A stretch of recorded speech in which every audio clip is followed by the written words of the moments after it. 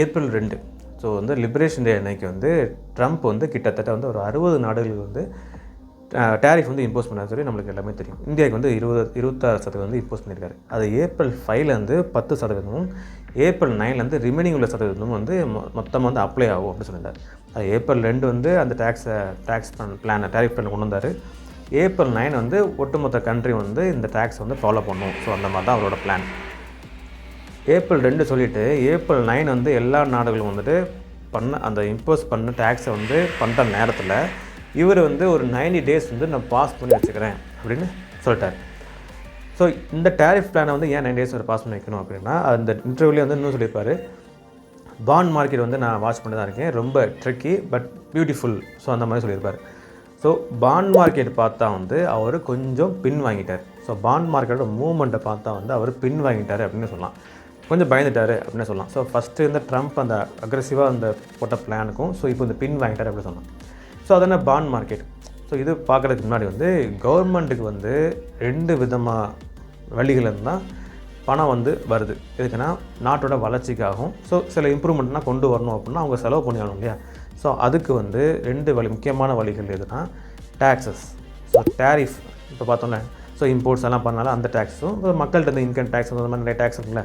So அந்த tariff மூலமாக தான் செலவு பண்ணுவாங்க. ஸோ சில முன்னேற்றம்லாம் கொண்டு வரணும் அப்படின்னா. ஸோ இது ஒரு சோர்ஸு. அப்புறம் வந்து பாண்ட் மார்க்கெட், ஸோ வந்து பத்திரங்கள் மூலமாக.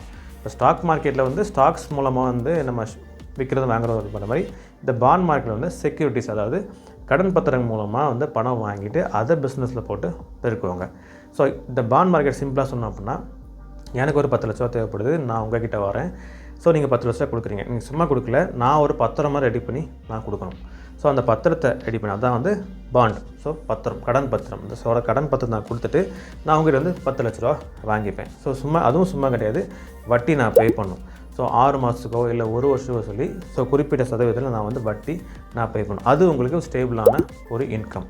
ஸோ இப்படி தான் வந்து கவர்மெண்ட் என்ன பண்ணும் அப்படின்னா, அவங்களுக்கு அந்த ஊரில் உள்ள சிட்டிசன்ஸும் ஃபாரின் கண்ட்ரிஸோ இல்லை ஃபாரின் மக்களோ சரி அவங்கள்ட்ட இருந்து ஒரு பாண்ட் மாதிரி கொடுத்துட்டு அவங்கள்ட்ட வந்து குறிப்பிட்ட பணம் வாங்கிட்டு வட்டியும் பே பண்ணிப்பாங்க. ஸோ இந்த பணம் வருதுல்ல, ஸோ இந்த பணமும் சரி டேக்ஸ் இருக்குல்ல, ஸோ இந்த 2 சோர்ஸ் தான் முக்கியமான சோர்ஸ் கவர்மெண்ட்டை வந்து செலவு பண்ணுறதுக்கு நாட்டோட வளர்ச்சிக்காக. ஸோ இந்த பாண்ட் மார்க்கெட் மூலம் வர பணத்தில் அடிப்பட்டதுனால தான் இந்த ட்ரம்ப் வந்து 90 டேஸ் வந்து பாஸ் பண்ணி வச்சுட்டார். ஸோ அது ஏன் அது அடி வாங்குச்சு? யூஸ்வலாகவே ட்ரம்ப்புக்கு தெரியும். ஸோ வந்து ட்ரம்ப்புக்கு இல்லை, மொத்த நாடுகளுக்கும் மொத்த மக்களுக்குமே